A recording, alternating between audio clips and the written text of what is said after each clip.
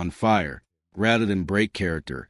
Sakata kept performing until director Guy Hamilton called for the scene to stop, not realizing until afterward that the injury had been genuine rather than acted. Sakata's background as a professional wrestler and Olympic silver medalist likely helped him push through the pain, and the resulting footage is more authentic than audiences ever knew. The famous scene in which Bond lies strapped to a gold table as a laser inches toward him looked like a straightforward effect, but the reality was far more hazardous. Laser technology in 1964 wasn't visible enough on camera, so the crew relied on a different method entirely.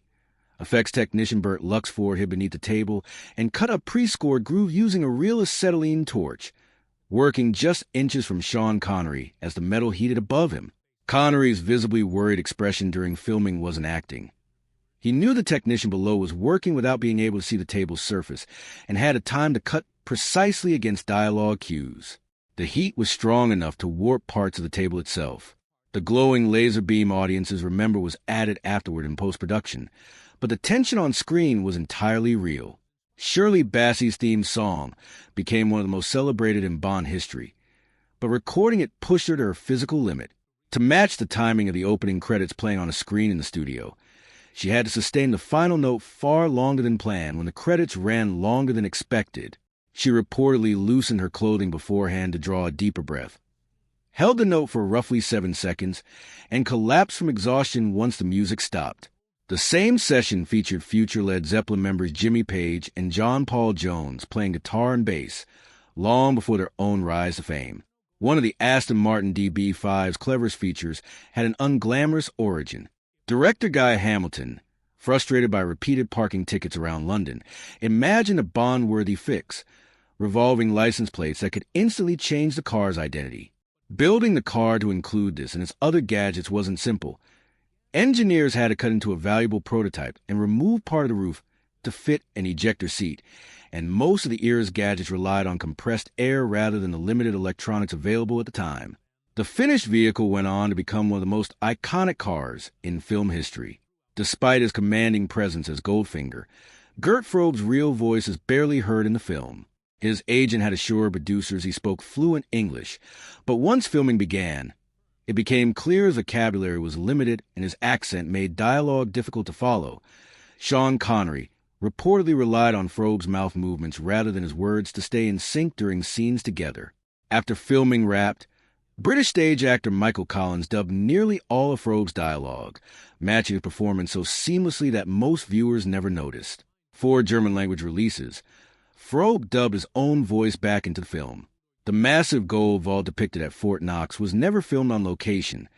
The production was denied access due to the site's tight security. Production designer Ken Adam instead invented the space from scratch, creating an oversized theatrical set filled with towering stacks of gold bars behind massive steel gates. The illusion was convincing enough that studio guards had to keep watch over the gold-painted props, and the actual entrance to Fort Knox was recreated on the Pinewood Studios backlit. Officials at the real facility reportedly praised Adams' design after the film's release, and many people still picture his imagined version when they think of Fort Knox today. Honor Blackman brought real martial arts skill to her role as Pussy Galore, having built a reputation for judo through her earlier television role in The Avengers. Rather than rely entirely on stunt doubles, she performed many of her own fight sequences, and the script was adjusted to reflect her genuine training. Her barn fight with Sean Connery was physical enough that Connery came away with real bruises. At 39, Blackman also became one of the oldest actresses to headline as a Bond girl, helping establish a more formidable archetype for future films. While rehearsing the climactic Fort Knox fight scene, former wrestler Harold Sakata accidentally struck Sean Connery with more force than intended, causing a genuine back injury that delayed filming. The incident added to Connery's mounting frustration with a demanding Bond schedule, and he used the setback as leverage to negotiate a far more lucrative contract for future films, including to share profits that made him one of the highest-paid actors of the era. Before his own fame, actor Michael Caine happened to be staying at composer John Barry's home. Barry spent an entire night finishing Goldfinger's score under a tight deadline, and when morning came, he played the completed music for Caine before anyone else had heard it, making the future star the very first listener to one of cinema's most recognizable film scores. The film's large-scale Fort Knox attack sequence used real American soldiers stationed nearby rather than hired extras, giving the scene an authentic scale. Director Guy Hamilton directed the troops from a helicopter using whistle signals, and the aircraft reportedly flew lower than safety regulations allowed to capture the desired angles. To stretch the budget further, the Goldfinger is remembered as one of the finest entries in the James Bond franchise, but behind its most iconic scenes lies a string of close calls, real danger, and clever improvisation that most audiences never suspected. From a near-fatal on-set accident to a legal battle over the villain's own name, the making of this 1964 classic was almost as dramatic as the film itself. Few realized how close the character Pussy Galore came to losing her name entirely. American censors in 1964 considered it too provocative and pushed for the safer alternative Kitty Galore, worried it would create backlash at release. Producer Cubby Broccoli came up with an unusual solution. He invited the head censor and his wife to dinner and produced a British newspaper spread featuring actress Honor Blackman alongside Prince Philip, printed under the character's full name without hesitation. Broccoli's argument was simple. If the name was fit for a royal photo caption in a respected paper, it was fit for American theaters too. The censors relented, and the name stayed. Even so, some promotional materials tiptoed around it. Blackman, for her part, seemed to relish the controversy, reportedly using the name freely in interviews just to stir up more conversation about the film. Goldfinger helped establish the now classic Bond formula of opening with an unrelated action sequence before the title credits roll. The image of Bond peeling off a wetsuit to reveal a pristine white tuxedo was reportedly drawn from a real World War II intelligence tactic, a detail typical of author Ian Fleming's habit of grounding fictional spy craft in genuine historical operations. Production on this sequence hit an unexpected snag. The actor originally cast for a supporting villain role was arrested just before filming for an actual burglary, forcing production to scramble for a last-minute replacement. Stuntman Alf Joint's ordeal didn't end there. During the bathtub scene, escaping steam burned him for real, and his genuine cry of pain was mistaken by the crew for committed acting. Filming continued, unknowingly capturing real distress on camera. The name Goldfinger wasn't invented for shock value or wordplay alone. It came from a genuine dispute. Fleming borrowed the surname from Erno Goldfinger, a modernist architect whose stark concrete designs Fleming despised, believing they were displacing London's older residential character. The real Goldfinger was furious when he learned the connection and threatened legal action, arguing the villain was a deliberate slight against him. Fleming, unbothered, reportedly joked he'd rename the character something cruder if the lawsuit proceeded. The dispute was ultimately settled out of court, with the publisher covering legal costs and agreeing to use the character's full name, or Goldfinger, to create some separation from the real architect. By the time filming began, the matter was resolved, and the film simply let most characters refer to him by the shortened surname anyway, the very thing the real Goldfinger had objected to.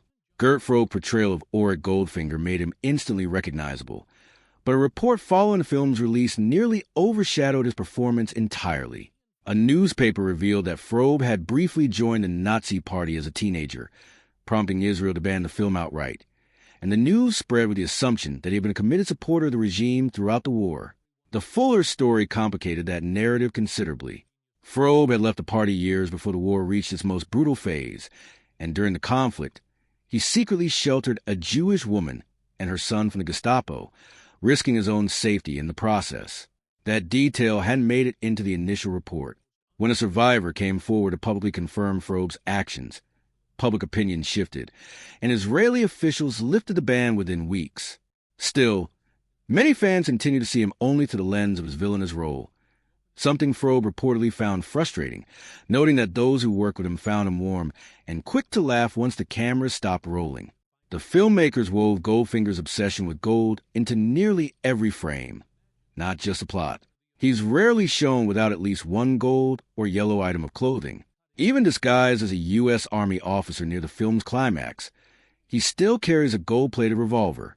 His Rolls-Royce bears a license plate, a U-1, a nod to gold's chemical symbol on the periodic table, and his very first name, Auric, derives from the Latin word for gold. These small touches gave the character a consistent, almost obsessive identity without needing extra exposition. Before Goldfinger, the series had planned for Sylvia Trench, who appeared in the first two Bond films, to become a recurring romantic presence for 007. Director Guy Hamilton disagreed with that approach, believing each new mission should open with a clean slate rather than carrying over a relationship from the previous story. Trench was quietly dropped from the series after 2 appearances, cementing the now familiar Bond formula. No lingering romantic subplot, just Bond moving briskly from one assignment and one new love interest to the next. Hamilton also pushed to make Bond more self-reliant and gadget-savvy, an approach that would define the character for decades of films to follow. Harold Sakata's portrayal of the silent, powerful henchman Oddjob included a scene that nearly went disastrously wrong. During the sequence where Oddjob is electrocuted while reaching for his signature steel-rimmed hat, a special effects malfunction actually set his hands.